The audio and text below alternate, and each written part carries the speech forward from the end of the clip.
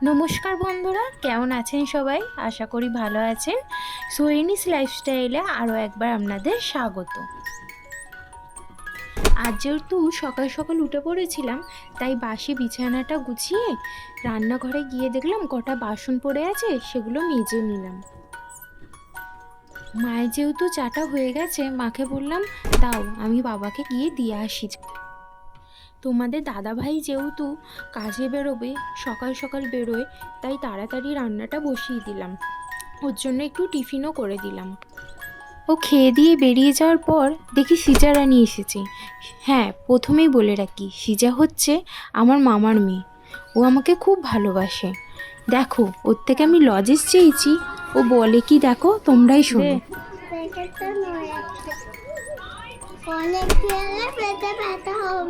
স্নানটা সেরে নিয়ে জামা কাপড়গুলো শুকোতে দিয়ে দিলাম। সিজা যেহেতু আমার কাছেই থাকতো ছোট থেকে, তাই ওর আবদার, বড়দিদি আমাকে আজকে তুমি স্নান করিয়ে দেবে।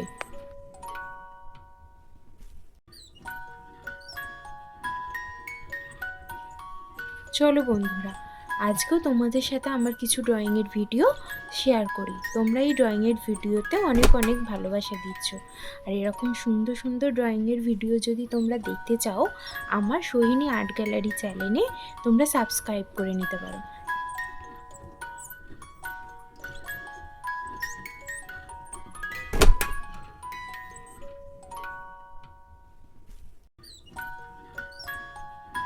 দুপুরে সেরম কিছু খেতে ইচ্ছা করছিল না বলে একটু ফল খেয়ে তারপর কোল্ড কফি বানালাম।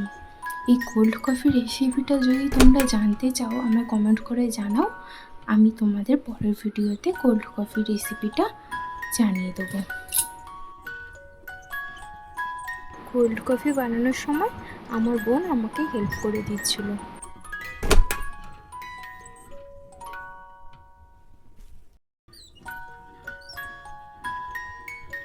কথা বলতে বলতে আমার কোল্ড কফি রেডি হয়ে গেছে। আমি এই ব্লগটা আজকে এখানেই শেষ করলাম। যদি আমার ব্লগ আপনাদের ভালো লেগে থাকে, তাহলে আমার চ্যানেলটা লাইক অ্যান্ড সাবস্ক্রাইব করে দেবেন, আমার পাশে থাকবেন। বাই।